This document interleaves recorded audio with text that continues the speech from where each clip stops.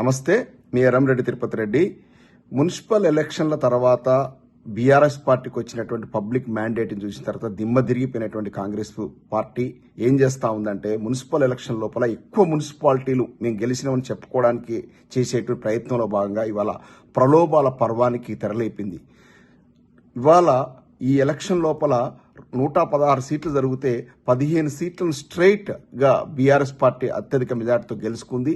39 సీట్లలో మెజార్టీ సీట్లు బీఆర్ఎస్ పార్టీకి వచ్చి ఒక హంగ్ వాతావరణం ఏర్పడింది. వాటిని హంగ్ అని చూపిస్తుంది. 39 సీట్లను హంగ్ మున్సిపాలిటీలుగా కాంగ్రెస్ పార్టీ ప్రమోట్ చేస్తూ ఉంది. అక్కడ ఈ యొక్క చుట్టుపక్కల ఉన్నటువంటి ఎమ్మెల్యేలు ఎంపీలను తీసుకొచ్చి ఎక్స్ అఫీసియో మెంబర్లుగా నమోదు చేసేసి వాళ్ళ ఓట్లు వేపించి కొన్ని ప్రలోభాల ప్రకారం కోట్ల రూపాయలు ఇచ్చి బీఆర్ఎస్ పార్టీకి చెందినటువంటి కార్పొరేటర్లను అదేవిధంగా కౌన్సిల్ను కొనేటువంటి ప్రయత్నానికి తెరలేపింది. కానీ ఉద్యమ పార్టీలో గెలిచినటువంటి మన వాళ్ళందరూ కూడా బీఆర్ఎస్ పార్టీ వాళ్ళంతా కూడా చెక్కు చెదరకుండా కొన్ని చోట్ల బెదిరింపులకు, కొన్ని చోట్ల ఒక 4-5 మున్సిపాలిటీలు అయింది. కానీ ప్రధానంగా తీసుకుంటే వరంగల్ జిల్లాలో ఒక వర్ధన్నపేటలో కొద్దిగా ఇబ్బంది పరిస్థితి ఏర్పడింది. కానీ తొర్రూరు, మహబూబాద్, కేశాంతరం ఇటువంటి చోట్ల, జనగామ ఇటువంటి చోట్ల లోపల ప్రలోభాలకు లొంగలేదు. ముఖ్యంగా తొర్రూరులో చూసుకుంటే ఈ యొక్క ఝాన్సీ రెడ్డి, యశస్విన్ రెడ్డి వీళ్ళు ఇక ఒక పరాకాష్ఠ తీసుకుపోయారు. 9 సీట్లు బీఆర్ఎస్ పార్టీ గెలుచుకొని క్లిస్టల్ క్లియర్ మెజార్టీ వచ్చిన తర్వాత మీకు 7 వచ్చినాయి, మాకు 9 వచ్చినాయి, అంటే 2 సీట్లు ఎక్కువ వచ్చినాయి. గెలిచిన తర్వాత క్లిస్టల్ క్లియర్ కనపడతా ఉంది మున్సిపల్ సీటు బీఆర్ఎస్ పార్టీది. ఇక్కడ ఏం చేశారు, ఎక్స్ఎఫ్యూ మెంబర్గా యశస్వి రెడ్డికి ఒక ఓటు వేసేటువంటి ఆస్కారం ఉన్నమాట వాస్తవమే. అయినా కూడా ఇంకొక సీటు మెజార్టీతో బీఆర్ఎస్ పార్టీ గెలిచే పరిస్థితి ఉంది. ఇక్కడ కడియం కావ్య గారిని, వరంగల్ ఎంపీ కడియం కావ్యని తీసుకొచ్చేసి ఇక్కడ ఎక్స్ఎఫ్యూ మెంబర్గా ఆక్రమంగా నమోదు చేయించారు. యాక్చువల్గా 2019 మున్సిపల్ యాక్ట్ ప్రకారం వరంగల్ మున్సిపల్ కార్పొరేషన్లో ఆల్రెడీ 2025లో తను ఎక్స్ అఫీసియో మెంబర్గా నమోదు చేసుకుని ప్రమాణ స్వీకారం చేశారు. అక్కడ చేసిన వరంగల్ మున్సిపల్ కార్పొరేషన్లో ఎక్స్ అఫీసియో మెంబర్గా ఉన్నటువంటి కడియం కార్య గారికి మన తొర్రూరు లోపల మరొకసారి ఎక్స్ అఫీసియో మెంబర్గా నమోదు చేసుకునే ఆస్కారమే లేదు. ఇది మున్సిపల్ యాక్ట్ 2019 ప్రకారం. అది ఈ రోజు ఎమర్జెన్సీ మోషన్ కింద కోర్టులోకి వెళ్ళడం జరిగింది. బీఆర్ఎస్ పార్టీ మనకు ఖచ్చితంగా అనుకూలమైన వాతావరణం వస్తుంది. ఎందుకంటే యాక్ట్ అది అంటే ఎవరైనా ఒక్కసారి ఎక్స్ అఫీసియో మెంబర్గా ఒక మున్సిపల్ కార్పొరేషన్లో కానీ లేదా ఒక కార్పొరేషన్లో కనుక నమోదు చేసుకున్నట్లయితే వాళ్ళ టర్మ్ మొత్తం 5 సంవత్సరాల వాళ్ళ ఎంపీ కాలం లోపల ఎమ్మెల్యే కాలం లోపల అక్కడే ఉండాలి. మళ్ళీ ఇంకొక మున్సిపల్ కార్పొరేషన్లోకి వెళ్ళడానికి వీల్లేదు. అది మన యాక్ట్ క్లిస్టల్ క్లియర్ చెప్తా ఉంది. అది ఇవాళ మొత్తం సోషల్ మీడియాలో వైరల్ అయింది.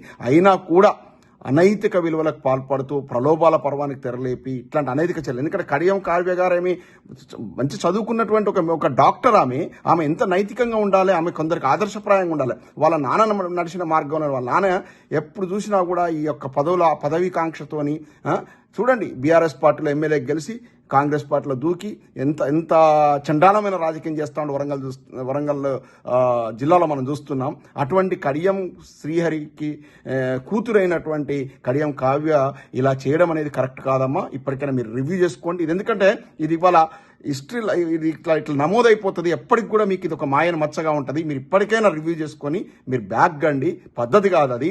ఎందుకంటే ఆ ఝాన్సీ వాళ్ళ మాటలు నమ్మి మీరు మీ యొక్క క్యారెక్టర్ని ఖరాబ్ చేసుకోవద్దు. ఎందుకంటే ఝాన్సీ మొదటి నుంచి కూడా డబ్బు పెట్టి దేన్నైనా కొనొచ్చు అనేటువంటి ఒక జిజ్ఞాస ఉన్నటువంటి మనిషి. ఆమె ఎమ్మెల్యే ఎలక్షన్ మొన్న ఎమ్మెల్యే టికెట్ల విషయం లోపల నాకు ఝాన్సీకి ఇద్దరికి ఫైట్ అయినప్పుడు కూడా అప్పుడు ఆమె ఏం చేసిందంటే, ఈ తమిళనాడు నుంచి వచ్చినటువంటి అక్కడ సిఎల్పి లీడర్కు గోల్డ్ కాయిన్స్ 10 అతను టేబుల్ మీద పెట్టి నాకు టికెట్ ఇవ్వాలని చెప్తే ఆయన గెట్ అవుట్ అని చెప్పాడు. ఎందుకంటే అతను చాలా కరుడుగట్టే కాంగ్రెస్ వాది.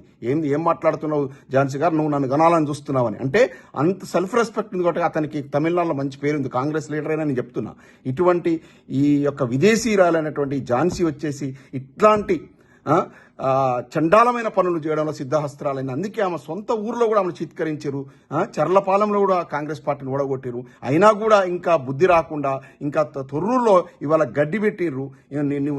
నీ రాజకీయం ఇక్కడ వద్దని చెప్పేసి ఓడిచ్చినా కూడా ఏమాత్రం సిగ్గు శరం ఉన్నా కూడా ఇక రాజకీయాలకి ఇంత నా సొంత ప్రాంతంలోనే నన్ను ఇంత చిత్కరించారని చెప్పేసి ఆమె మానుకోవాలి. కానీ ఇంకా ఈ ప్రలోభాల పర్వం కొనసాగిస్తూ ఉంది. దీన్ని ప్రజలంతా కూడా గమనిస్తూ ఉన్నారు. మీరు ఈ చేసేటువంటి అనైతిక చర్యలు రాబోయే రోజుల లోపల మిమ్మల్ని పుట్టగతులు కొని చేస్తాయి.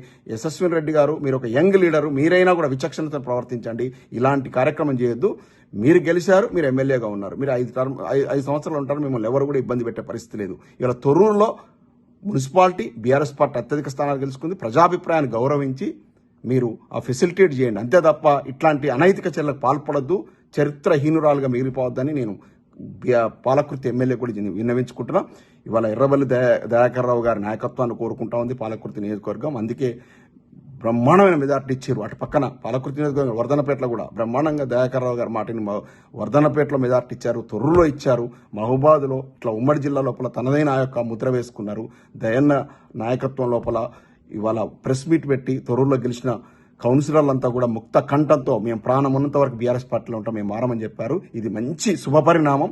ఈ నైతిక విలువలు ఉండాలి, ఇట్లాగే కొనసాగాలి. కౌన్సిలర్లందరికీ కూడా పేరు నమస్కారాలు తెలియజేస్తున్నా. పట్టణ ప్రజలందరికీ కూడా శుభాకాంక్షలు. ఇవాళ మున్సిపల్ చైర్మన్ మనం కలుసుకోబోతున్నాం. జై తెలంగాణ, మీ తిరుపతి రెడ్డి.